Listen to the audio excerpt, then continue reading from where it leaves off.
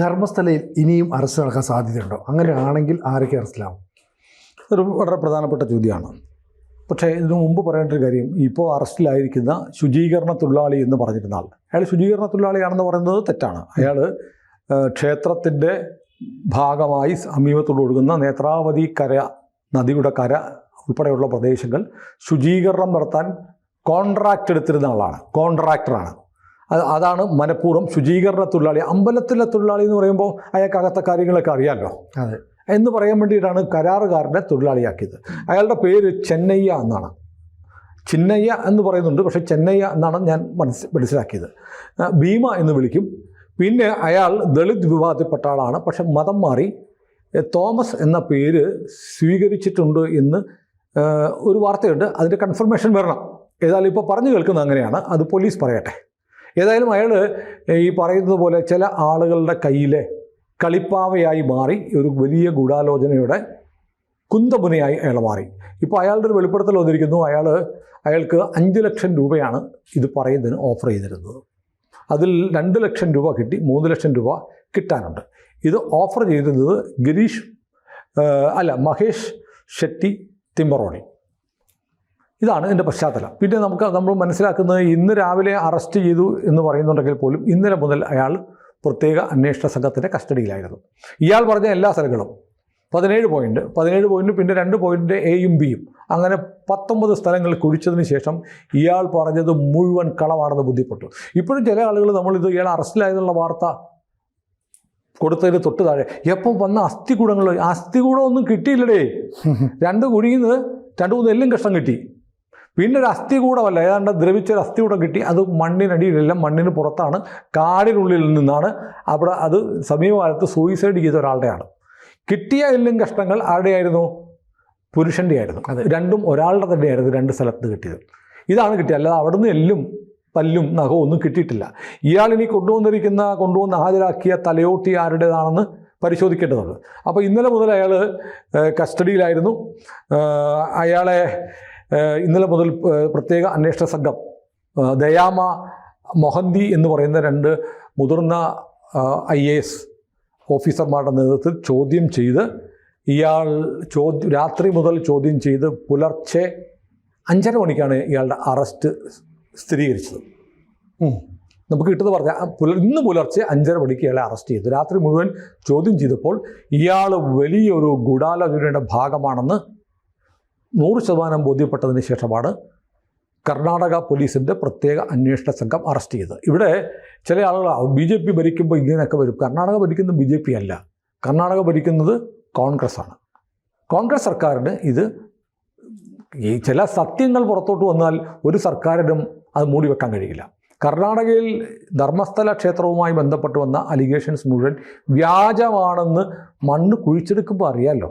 അതെ, അങ്ങനെ തെളിഞ്ഞു കഴിഞ്ഞതോടുകൂടി ഇത് നിഷേധിക്കാൻ നടപടിയെടുക്കാതെ ഗത്യന്തരമില്ലാതെ വന്നു കർണാടക സർക്കാർ.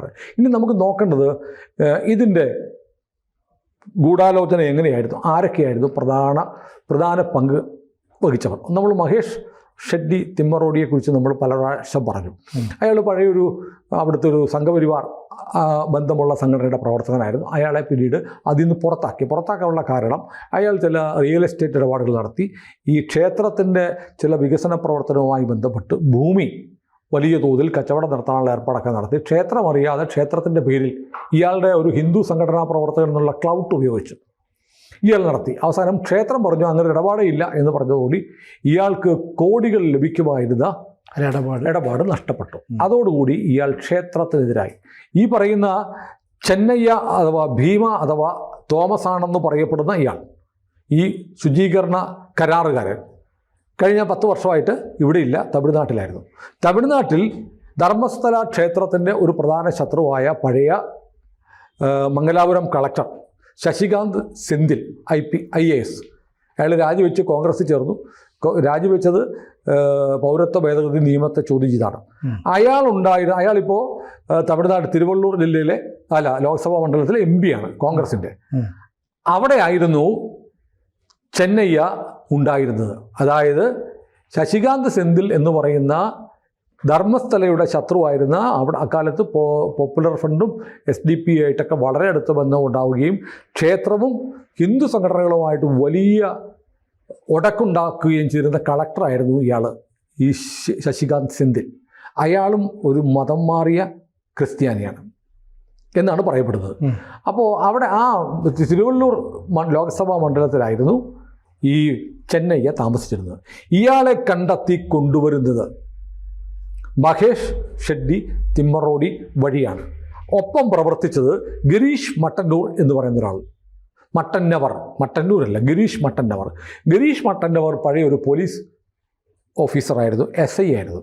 ഇയാൾക്കെതിരെ വലിയൊരു അലിഗേഷൻ വന്നപ്പോൾ ഇയാൾ എന്ത് ചെയ്യുന്നറിയോ, ഒരു വ്യാജമായ വാർത്തയെ ഉണ്ടാക്കി കർണാടകയിലെ വിധാൻ സൗദയിൽ ബോംബ് വെച്ചിട്ടുണ്ട്.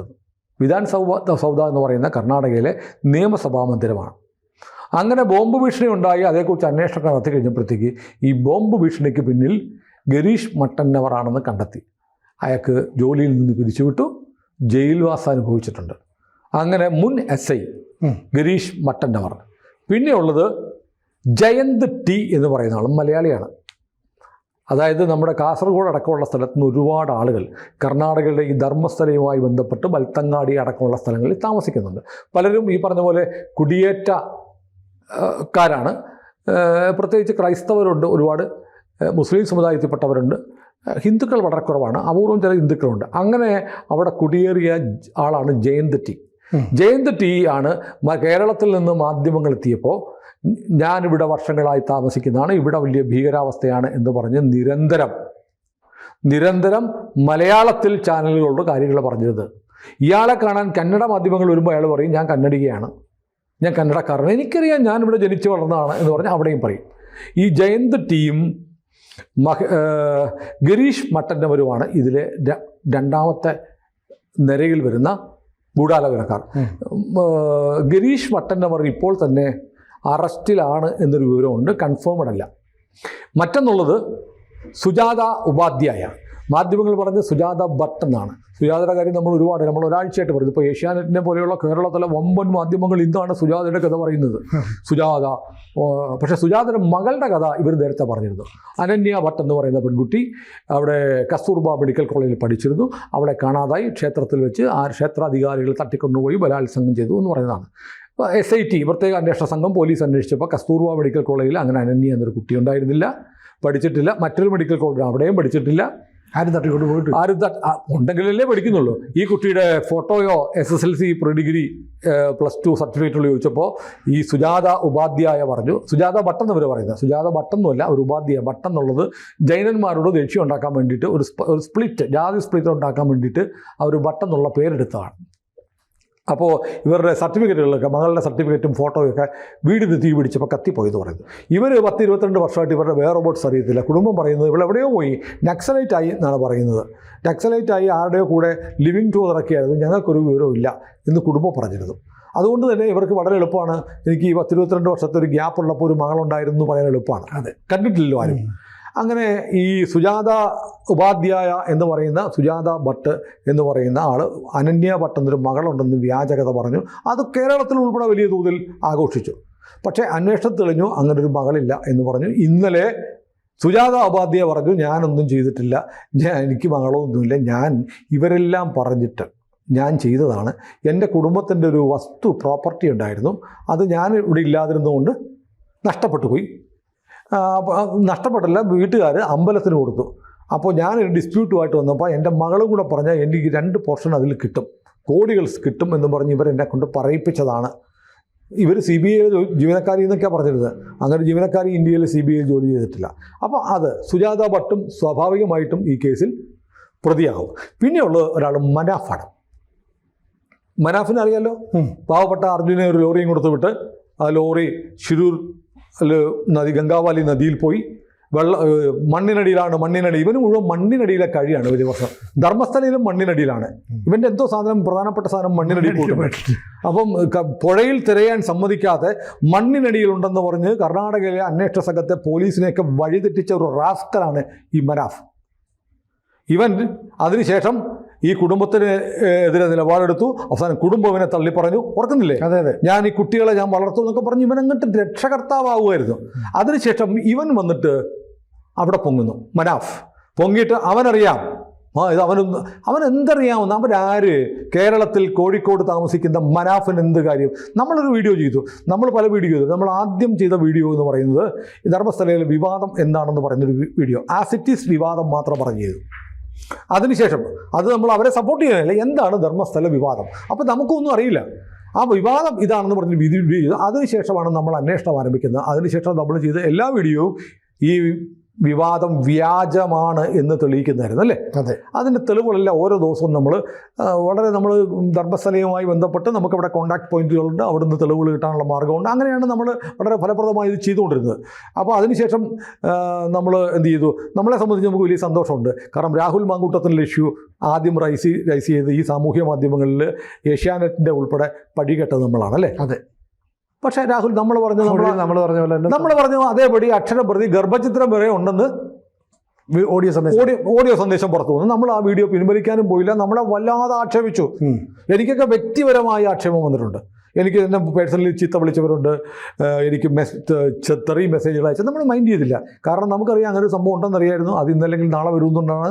അത്ര വലിയ എതിർപ്പുണ്ടായിട്ടും നമ്മൾ രാഹുൽ മാങ്കൂട്ടത്തിനെ കുറിച്ച് പറഞ്ഞ ആ വീഡിയോ നമ്മൾ പിൻവലിച്ചില്ല. അപ്പോൾ എന്ത് പറ്റി? ഇപ്പോൾ എല്ലാവർക്കും ചെയ്യേണ്ടി വന്നു. സന്തോഷം. അതുപോലെ ധർമ്മസ്ഥലയുടെ കാര്യത്തിലും കേരളത്തിൽ എല്ലാ മാധ്യമ ഭീമന്മാരും ധർമ്മസ്ഥല ക്ഷേത്രത്തെ അപകീർത്തിപ്പെടുത്താനും അവിടെ വലിയ കുഴപ്പമുണ്ടെന്ന് പറയാൻ നിന്നപ്പോൾ നമ്മളാണ് അവിടെ അങ്ങനെയല്ല ഉറച്ചു നിന്നത്. ഇപ്പോൾ നമ്മൾ പറഞ്ഞത് എല്ലാം ശരിയായി വന്നു. നമ്മളെല്ലാം ഈ പറഞ്ഞ ഇന്നിപ്പോൾ മലയാളത്തിലെ ഏറ്റവും വലിയ ചാനലായ ഏഷ്യാനെറ്റ് പറയുന്ന അതേ കാര്യങ്ങൾ 10 ദിവസം മുമ്പ് നമ്മൾ പറഞ്ഞതാണ് അല്ലേ? അപ്പോൾ നമുക്ക് സന്തോഷമുണ്ട്. അപ്പോൾ ഈ മനാഫിന് എന്താ കാര്യം? മനാഫ് അവിടെ പോയി ഇടപെടേണ്ട കാര്യമില്ല. മനാഫിൻ്റെ താല്പര്യം ഇവരുമായിട്ടുള്ള അൺഹോളി നെക്സസ്, ഇവരുമായിട്ടുള്ള അവിശുദ്ധ ബന്ധം, ആ ബന്ധമാണ് മനാഫിനെ അവിടെ എത്തിച്ചത്. അതുകൊണ്ട് മനാഫ് എന്ത് ചെയ്തു? അവിടെ അനന്യ ഭട്ട് എന്ന് പറയുന്നൊരു പെൺകുട്ടിയെ ഇല്ല എന്ന് പറഞ്ഞ് കർണാടകയിലെ ചാനലുകൾ വാർത്ത ചെയ്തപ്പോൾ അതിനെതിരെ ഇവൻ പത്രസമ്മേളനം നടത്തി.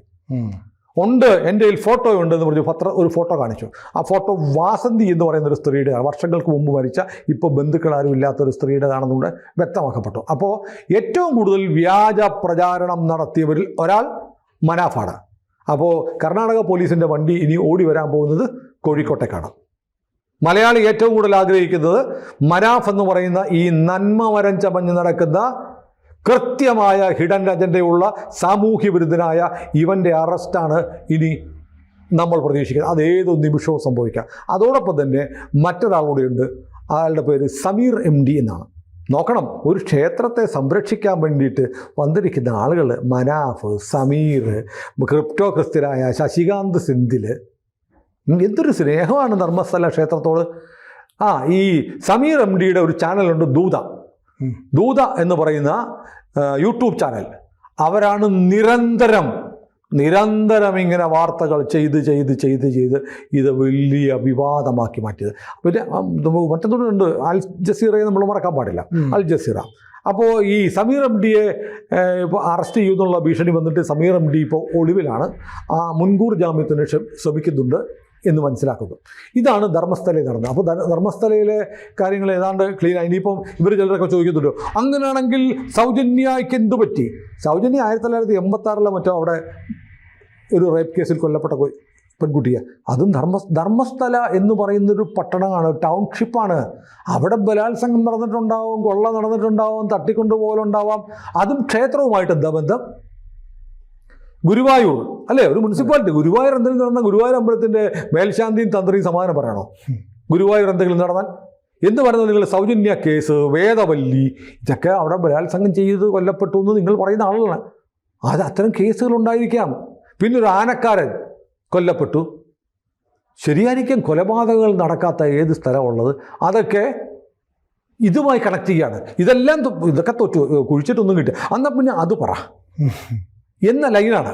അപ്പോൾ നമുക്ക് എന്തായാലും ഇവർ ഈ പറയുന്ന സംഭവത്തെക്കുറിച്ച് നാളെ നമുക്ക് പ്രേക്ഷകരോട് പറയാം. എന്താണ് സൗജന്യ കേസ്, എന്താണ് വേദവല്ലിയുടെ, എന്താണ് ആനക്കാരൻ്റെ കഥ.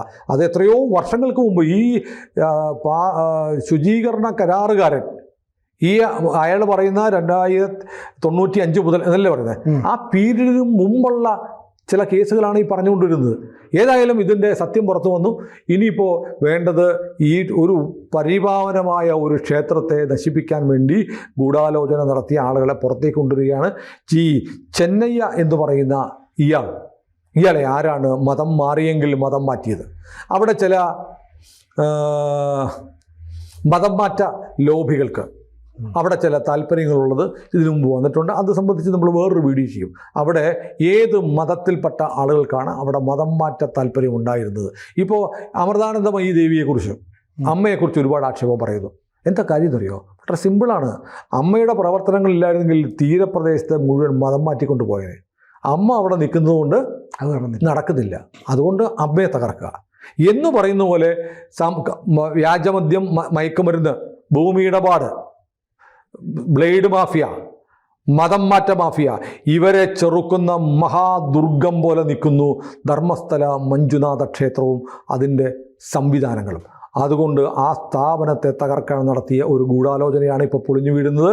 ഏതായാലും മലയാളി ഏറ്റവും കൂടുതൽ പ്രതീക്ഷിക്കുന്നത് കേരളത്തിൽ നിന്ന് പോയി ഇതിന് പാരവച്ച ജയന്ത് ടി എന്ന് പറയുന്ന മലയാളിയെയും കോഴിക്കോട്ടുകാരൻ ഈ നന്മമരം എന്ന് പറയുന്ന എസ്റ്റാബ്ലിഷ്ഡ് ഫ്രോഡായ മനാഫിൻ്റെയും അറസ്റ്റാണ് നമ്മൾ കാത്തിരിക്കുന്നത്.